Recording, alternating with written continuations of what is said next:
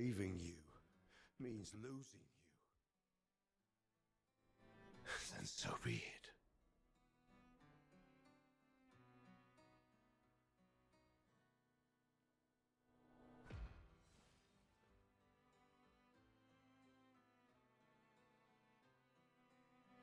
We only need to incapacitate him.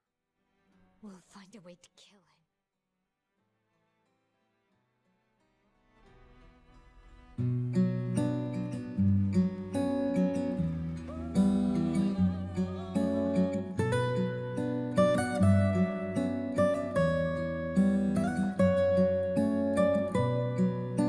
Imagine knowing the exact literal year you're going to kick the bucket. Not from a disease or some goofy accident like slipping on a wet banana peel while wearing Crocs, but because a massive silent lady wakes up once a year, paints a glowing number in the sky, and turns everyone of that age into literal dust. One stroke of a brush and you vanish to nothingness like a Thanos snap. This is the absolute madness of Clair Obscure Expedition 33. When the game starts, the number on the monolith is ticking down to 33. The protagonist, Gustav, is 32. He has exactly 365 days left on his cosmic biological clock before he gets unpatted from reality. On the surface, this is just a gorgeous turn-based RPG made by a bunch of passionate developers at Sandfall Entertainment. On the surface, this is just a gorgeous turn-based RPG made by a bunch of passionate developers at Sandfall Interactive. But underneath that beautiful Belle Epoque art style, it is asking a terrifying psychological question. When reality is a complete unskippable death sentence, how do you not completely lose your mind? Usually, we use video games to escape our crappy daily problems. We play them to ignore our student debt or our awful boss, but Expedition 33 takes our love for escapism and slaps it across the face, and turns it completely inside out. It's a masterpiece of existential dread, and today we're breaking down exactly why it hurts so good. Normally, media treats escapism as the ultimate exit strategy. If your world sucks, you build a boat and go somewhere else. If your society is falling apart, you rebel. We play games to fly, throw fireballs, and feel immortal, because our actual lives feel heavy. But in the world of the Painteress, there's absolutely nowhere to run.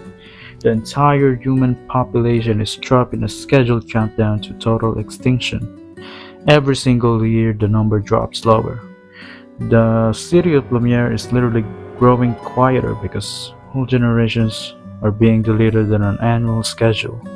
It is a soft apocalypse draped in beautiful bells. Absolute doom. Human psychology usually breaks down into three options. You can sit around crying in denial, and you can give up entirely and indulge in total hedonism. Or you can choose the option humanity takes in this game, the expeditions. For 66 years, the people of Lumiere have been sending their best and brightest out in the unknown fire.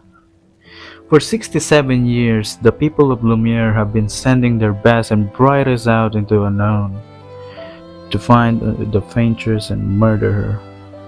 On paper, it looks like a legendary, heroic fantasy quest, but in reality, it's just a massive, desperate, institutionalized coping mechanism. Nobody has ever come back. They all die out there. The expedition are the ultimate form of productive escapism. It's running straight toward the meat grinder because sitting still and waiting for the brush to hit your number is mentally agonizing. This brings us how the game actually plays because the mechanics perfectly feed into this theme of distraction. Expedition 33 is a turn-based game, but it completely throws out the original lazy style of turn-based combat where you just press attack and go check your phone. It takes heavy inspiration from games like Persona 5 and Lost Odyssey, mixing menus with intense real-time reactive inputs. If an enemy swings a massive grotesque sword at your face, you can just sit there and take it. You have to time a split-second parry or dodge perfectly. If you zone out for even a second, your health bar gets absolutely obliterated. Every single combat encounter demands your entire brain capacity because the enemy attack patterns are unpredictable and delayed. This is mechanical brilliant. The gorgeous created a This is a mechanical brilliant. The developers created the gorgeous surreal world because art is humanity's oldest tool for escaping reality. We paint beautiful things so we don't have to look at the dark, empty void of our own mortality. And by forcing the player into a state of hyperpresence during combat, the gameplay perfectly mirrors what Gustav and Mael are feeling.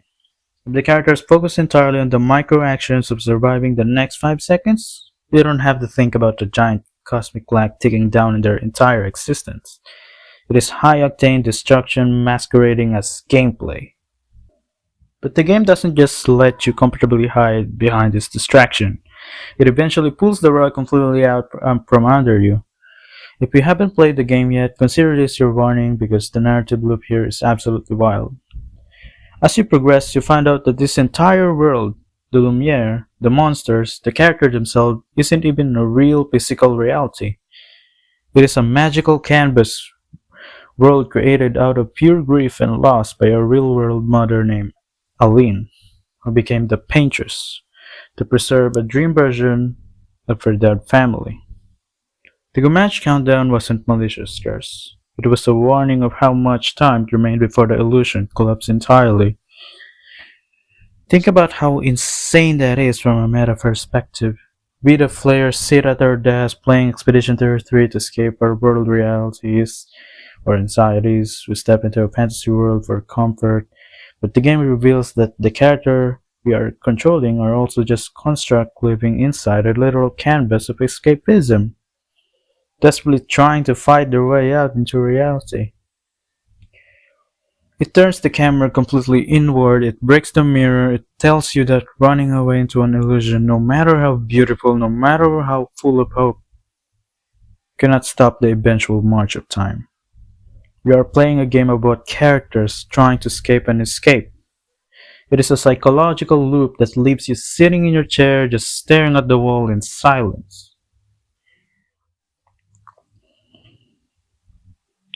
At the end of the day, Clair Obscure Expedition 33 is an absolutely emotional roller coaster. It takes the concept of a dark fantasy RPG and weaponizes it to deliver a profound message about human dignity. It doesn't tell you that escapism is inherently evil or stupid. Instead, it shows that true peace isn't about finding a magical world where nothing goes wrong and nobody dies. It's about what you choose to do with the exact amount of time you have left. It's about finding poetry, camaraderie, and purpose in the quiet moments right before the clock hits zero. It paints grief with an immense amount of respect. Because whether we like it or not, we're all part of our expedition. We don't have a giant lady painting numbers in the sky, but our time is still ticking away. We're all just counting. That's about it. See ya. Mael, watch out! We're not dying! Ah! Even if we fail, we lay the trail for those who will come after. Right. We are Expedition 33.